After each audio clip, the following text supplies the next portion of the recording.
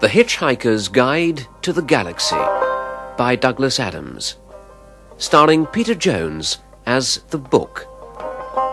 This is the story of the Hitch-Hiker's Guide to the Galaxy. Perhaps the most remarkable, certainly the most successful book ever to come out of the great publishing corporations of Ursa Minor. Now in its 5 to the power of 14th edition. It has been continuously revised and upgraded, And is now packed with even more excitement, adventure and really wild things.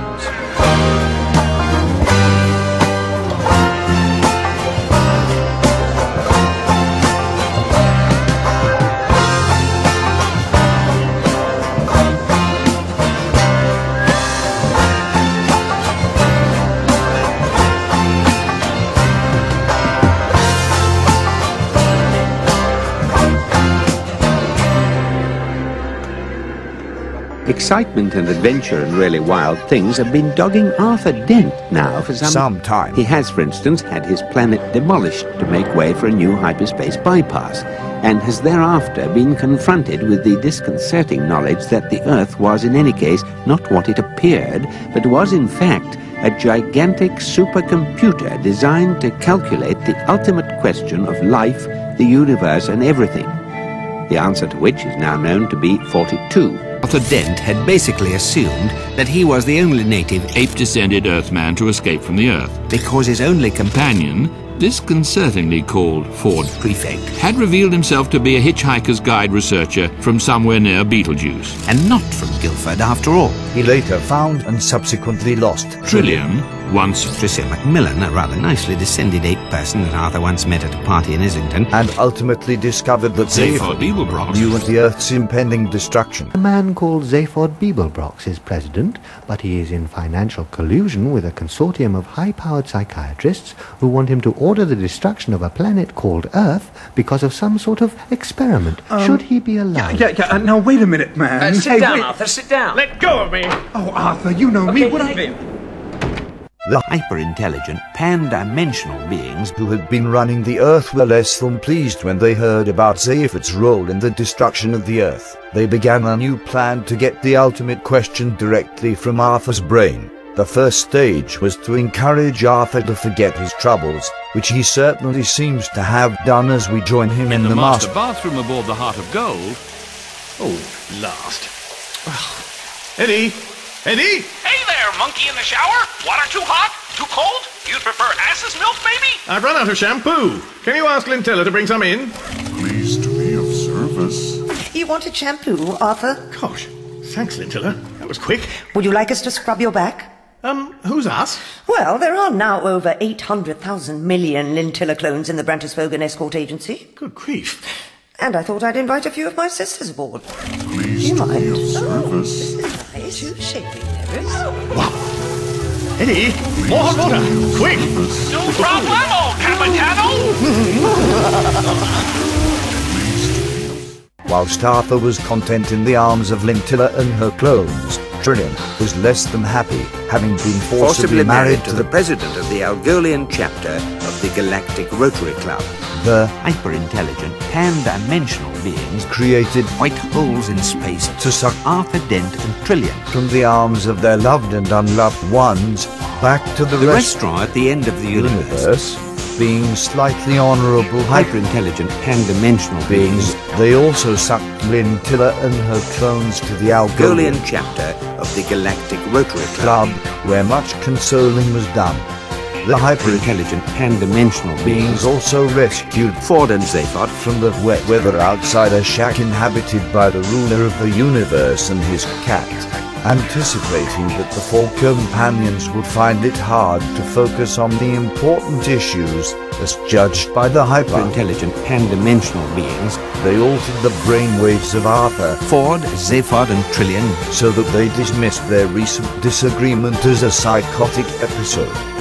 Feeling relaxed, our heroes take in their surrounding, whilst the hyper-intelligent, pan-dimensional beings awaited the right moment to make an entrance. Arthur, you're safe! Am I? Oh, good. Hi, Arthur. Come and join us. Ford, Trillian, Zaphod. Welcome one and all to Millerway's, the restaurant at the end of the universe. I'm Max Quarterpleen.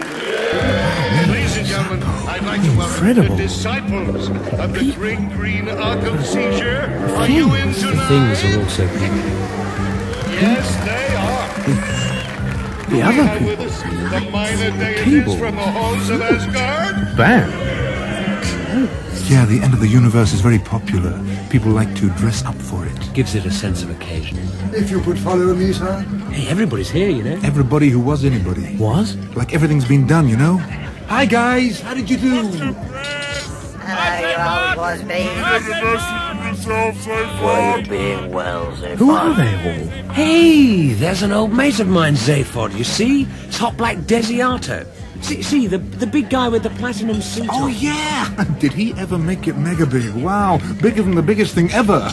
Other than me. Who is he? We don't know anybody. Hot Black Desiato? You don't know? No. You never heard of Disaster Area? No. The biggest, loudest, richest rock band in the history of... History itself? No. Here we are at the end of the universe and you haven't even lived yet. Did you miss out? Hey, waiter, bring me volume 3 of the wine list.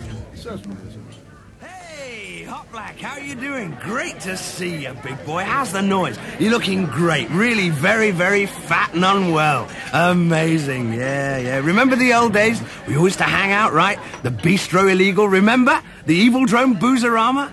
Slim's Throat Emporium. Great days, yeah. And when we were hungry, we'd pose as public health inspectors and go around confiscating meals and drinks. Great. And you were up all night trying to write songs and we all hated them. And you said you didn't care. And we said we did because we hated them so much. And you said you didn't want to be a star because you despised the star system. And we said we didn't think you had the option. And what do you do now? You buy star systems. Here is a guy who buys star systems. What's that number you do? That really huge one. How does it go? Wham, wham.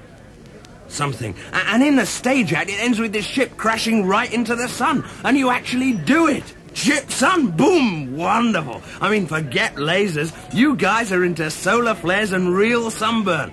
Oh, and terrible songs. Hey, want a drink? Hot Black? Kid? Yeah? Go away. What?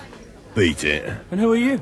I'm the guy who's telling you to beat it before you get it beaten for you. Listen, Ugly, I'm one of Hot Black's oldest mates, and I'm Mr. Desiato's bodyguard, and I am responsible for his body, and I'm not responsible for yours, so take it away before it gets damaged. Now, wait a minute. No minutes, no waiting. Mr. Desiato speaks to no one. Well, perhaps he can speak for himself. He speaks to no one. Why? What's the matter with him?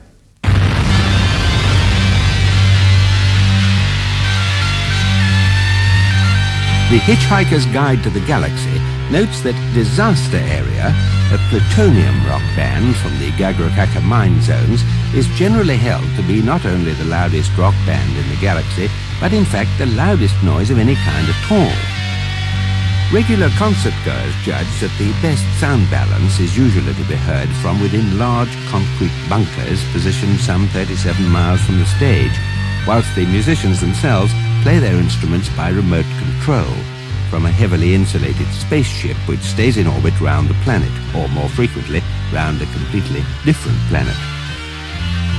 Their songs are on the whole very simple and mostly follow the familiar theme of boy being meets girl being beneath a silvery moon, which then suddenly explodes for no adequately explored reason.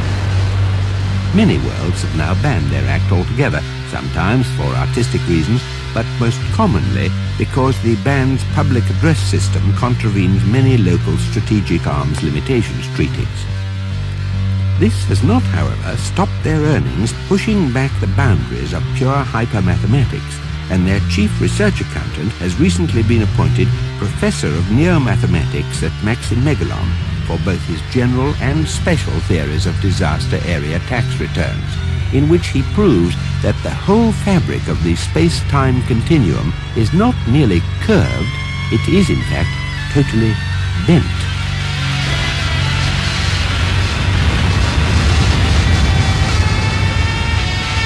Oh, hi there, Ford.